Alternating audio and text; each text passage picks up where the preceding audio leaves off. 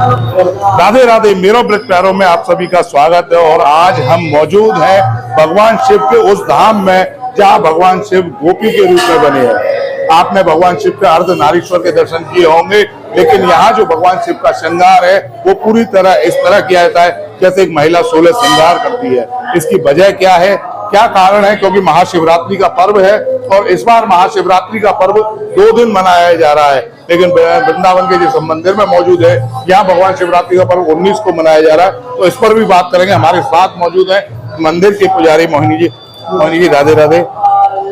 भगवान शिव के बारे में बात करें तो यहाँ गोपी रूप में अर्धनारीश्वर सब जगह सुना जाता है। अर्धनारीश्वर भगवान शिव ने सृष्टि की रचना करने के लिए, यहाँ भगवान शिव ने रति के जीवन में आनंद देने के लिए महारास में प्रवेश लिया।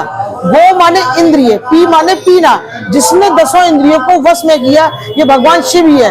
गोपीश्वरम जगत बंदे करुणामयम रति प्रदम। भगवान शिव ने कहा कि मैं आपके पति को दोबारा जीवित तो नहीं कर सकता हूँ, मगर आपको आनंद जरूर दूंगा। आनंद को आप व्यक्त नहीं कर सकते, महसूस कर सकते हैं। लाभ हानि जीवन मरण यश विधिहात, और जीवन में आनंद चाहिए तो आना पड़ेगा गोपेश्वर के पास। आपको सब कुछ मिल जाएगा, मगर आनंद चाहिए तो भगवान शिव के पास आना पड़ेगा। और यहाँ की विशेषता भी यही है कि यहाँ भगवान शिव गोपी बनकर बैठे हैं। उन्होंने सारी 10 इंद्रियों को वश में किया। अपनी पत्नी पार्वती जी के साथ में आई, उन्होंने कहा प्रभु मैं आपको नहीं ले जाऊंगी, आपने कामदेव को जला दिया, अब माँ गए तो महाराज भी रुक जाएगा, अब कौन सी लीला करने आप आए हैं। तब उन्होंने कहा नहीं। तब भगवान शिव ने पार्वती जी जो है अंदर चली गई और उनको छोड़ दिया। यमुना जी से इन्होंने याचना करी कि हमें कपड़े दे दो और हमें अपनी सहेली बताकर महाराज में प्रवेश दिला दो। तो उन्होंने कहा नहीं प्रभु, आपका वहां पर प्रवेश नहीं हो सकता है। तब उन्होंने गोपी रूप से वहां स्नान किया और परीक्षा दी यमुना जी को, और फिर उन्होंने उनको कपड़े दिए, साड़ी दी, दुपट्टा दिया, लहंगा दिया, नथ दी, टीका दिया, चूड़ियां दी, पौंधनी दी, पूरा 16 श्रृंगार दिया। और 16 श्रृंगार करके भगवान शिव घूंघट मार के महारास में प्रवेश कर गए। जब तान से तान मिली तो गोपी बोली कि भाई ऐसी कौन सी गोपी आई जो तान से तान मिला रही है, क्योंकि सारी तो गांव की गंवार गोपियां हैं, ऐसी कौन सी गोपी आई है। तो भगवान शिव भी, तो भगवान कृष्ण ने कहा कि ऐसे में कैसे पहचानूं 16,108 गोपियां हैं। तो उन्होंने बंसी बजाई। जब उन्होंने बंसी बजाई तो बंसी की तान सुनकर सर्पों की जो उन्होंने घूंघट पकड़ रखा था वो घूंघट उनका खुल गया और सारी जटाएं उनकी दिखने लगी। उन्होंने भगवान कृष्ण ने जब देखा कि मेरा इष्ट आज मेरे यहाँ आया है गोपी बनकर, तो उन्होंने कहा स्वागतम गोपीश्वरम जगत बंदे करुणामयम रति प्रदम। हे भगवान, आपने रति के जीवन में जैसे आनंद दिया, आज आप सब भक्तों को आनंद देने के लिए आए। तो शाम के टाइम जो है महाशिवरात्रि 19 तारीख को मनाई जाएगी। यहाँ पे त्रयोदशी व्रत रहे हमेशा और तन नहीं ताके रहे कलेशा। धूप दीप नई वेद चढ़ावे, शंकर सन्मुख पाठ सुनावे। शनिवार को प्रदोष है। प्रदोष को मासिक शिवरात्रि बोलते हैं। तो बहुत से सब लोग भ्रमित हैं कि 18 तारीख की शिवरात्रि है। संध्या काल में प्रदोष काल माना जाता है। उसी 2 तिथियां जब मिलकर एक होती है तो प्रदोष माना जाता है। प्रदोष काल जो है शनिवार को मनाया जाएगा, उस दिन शिवरात्रि नहीं है। त्रयोदशी व्रत रहे हमेशा, व्रत रहेंगे, पूजन करिए, मगर चतुर्दशी नहीं है। चतुर्दशी जो है वो 19 तारीख को है।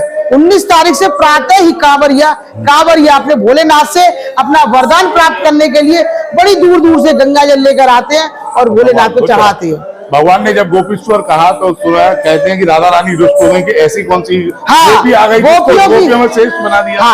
गोपियों की हेड जो थी राधा रानी थी, गोपीश्वरम, क्योंकि राधा रानी ने सिवाय कृष्ण के किसी को नहीं चाहा। तो उन्होंने कहा ऐसी कौन सी गोपी आई जिसने भगवान मुझे भी छोड़ दिया, महाराज को छोड़ दिया। तो इतनी रोई, मान माने रूठना, और सरोवर माने आंसू इतने भाई कि वो सरोवर बन गया। आज भी यमुना पल्ली पर मान सरोवर है, जहाँ पे जो पूर्णमासी वाले दिन स्नान करते हैं।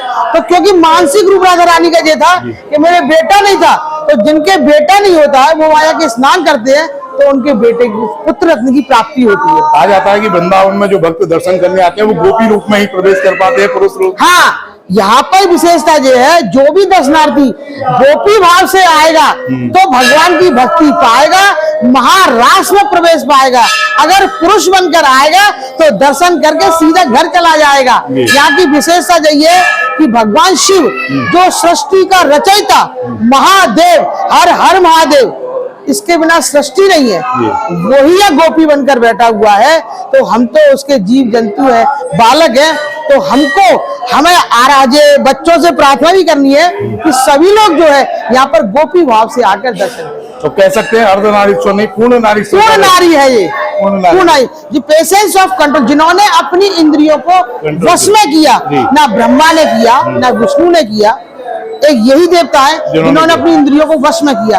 एक यही देवता है जिनका पूरा परिवार है, पत्नी भी है, दो बेटे भी है, बेटी भी है, नंदी भी है, पूरे परिवार को छोड़कर अपने प्रिय से मिला है, और वो भी गोपी बनकर। ये आनंद की अनुभूति नहीं तो और क्या है। जय हो, राधे राधे। तो ये है गोपेश्वर महादेव, जहाँ कहा जाता है कि यहाँ अर्धनारीश्वर नहीं, पूर्ण नारीश्वर के रूप में विराजमान है। और भक्त जो दर्शन करने आते हैं भगवान के, वो अगर गोपी भाव लेकर के आएंगे तो उनको यहाँ दर्शन होते हैं।